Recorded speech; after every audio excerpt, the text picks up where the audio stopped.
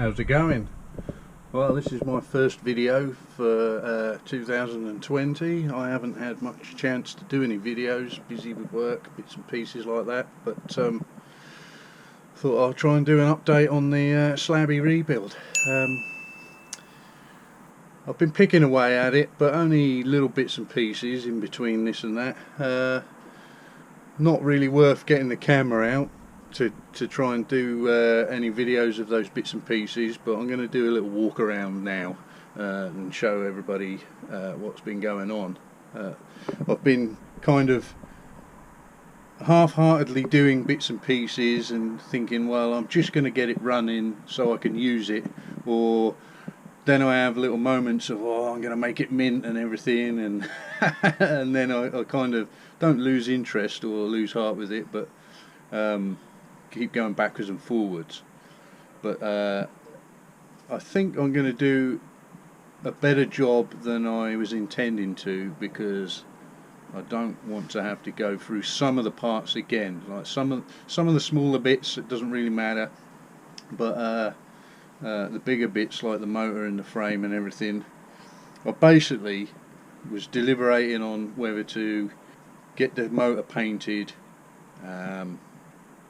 and get it cleaned down properly, and then I decided I'm going to get it sandblasted and then painted, and then I was like, oh, well, that's pretty expensive, so I thought, well, maybe I'll do it myself, but I'll discuss that as we walk around here. So I've just wheeled the bike out. It's looking in a bit of a mess at the minute, but here she is at the moment. So we've got the new front end on. It's a Gsxr 750 front end, or a Gsxr front end. And what I did was I polished up my yokes. Maybe not so good as I could have done, but they're presentable and quite nice. So I could mount the fork legs. Now the fork legs for the Gsxr go straight into the Suzuki yokes, which is great. But what I found was the Suzuki yokes are literally like 3mm wider than the spindle set for the front wheel. I also, to save time and trouble, decided to get a ZX front wheel instead of using the Suzuki wheel. So anyone who's a bit keen-eyed will notice that Suzuki wheels have got a swept spoke and the Kawasaki's got a straight spoke. Well, I'm not overly fussed about that. It's not like it's a show bike or anything and everything's got to be correct per se. So I picked up a spare wheel for a ZX and the wheel spindle and everything to go with it. It's just easier that way. Then I looked at the spacer setup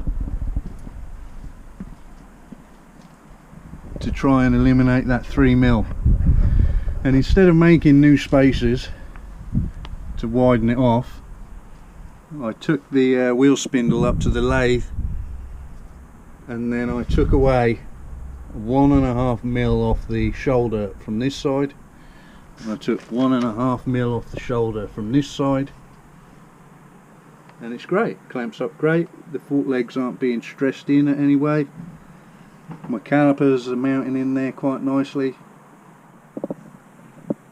Calipers I've got to rebuild yet.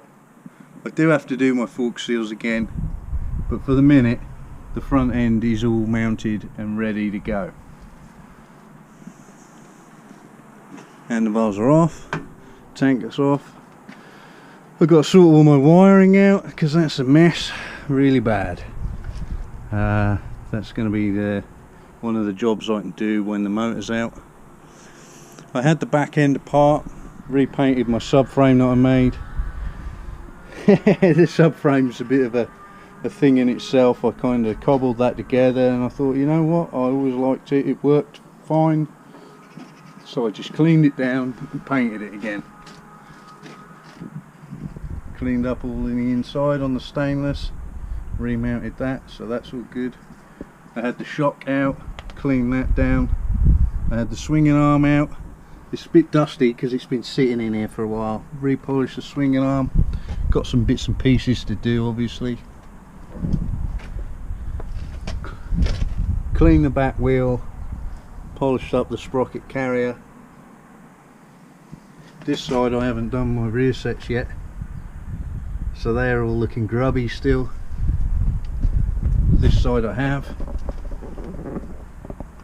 and they need another lick over just because it's been sitting, but they're all clean and ready to go.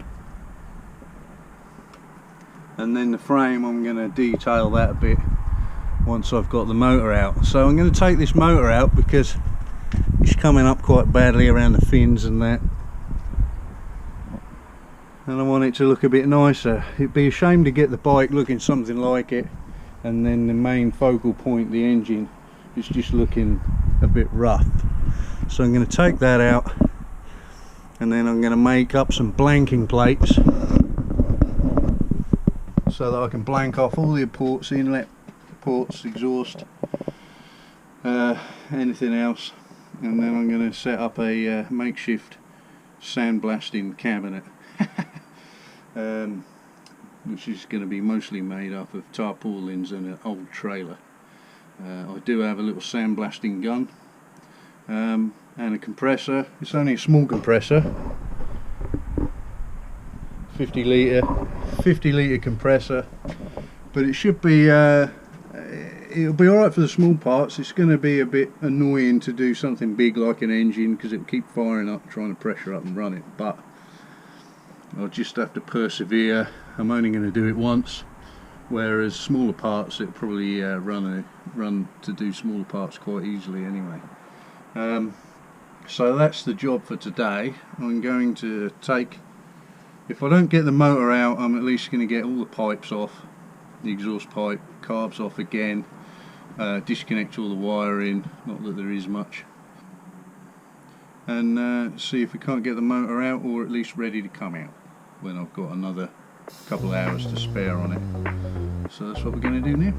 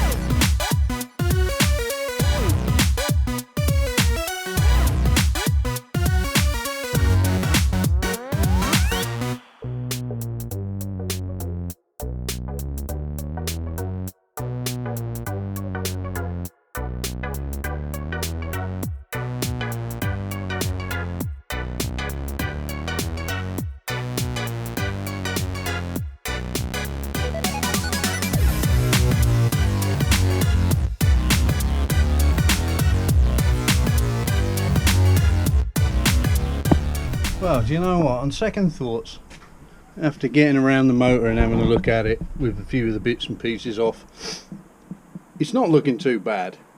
I thought it was all peeling and really bad. It is in peeling and bad in places, like around the barrel fins and a couple of little spots, but actually, in all fairness, because it's been covered in oily, grooty stuff, good clean and a good degrease, it's probably going to come up quite nicely, to be honest. So I think what I'll do is I'll continue stripping bits and pieces off. I'm going to polish the cases anyway, because I always polish my cases. I know it's a bugbear to keep on top of them, but I ride the bike a bit different these days. It's not like I'm using it all weathers. I'm going to take the alternator and the starter motor off and clean them up and give them a coat of paint. I'm going to repaint the rocker cover and a few other bits and pieces, but the actual crankcases and the cylinder head and the barrels, apart from a bit of touching up here and there, I think it's actually going to be not too bad in all fairness. So that's what I'm going to do. I'm going to leave the motor in there and then just have a good super clean up. I might change my mind again once I've cleaned it up, depending on what it looks like. But we'll do that for now and see how we go. Let's have another quick look around it.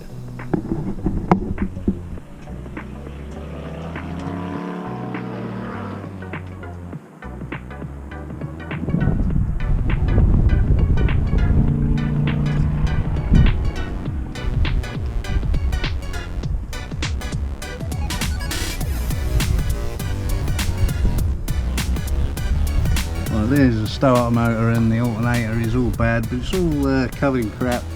But actually, when you give it a bit of a wipe down,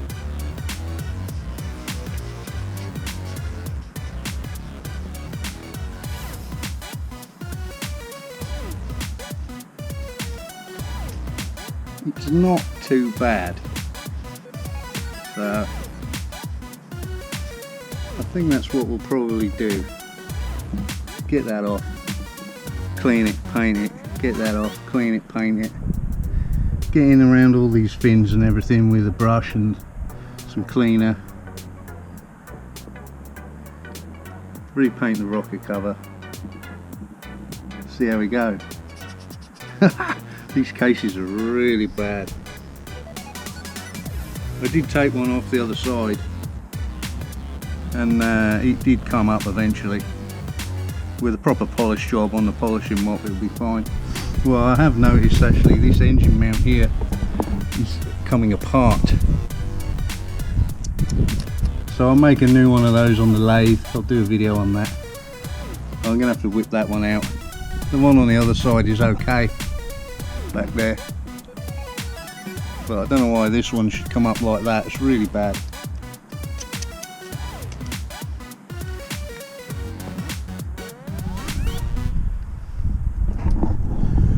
So I'll keep you updated on some other bits as and when I do them. Catch you later.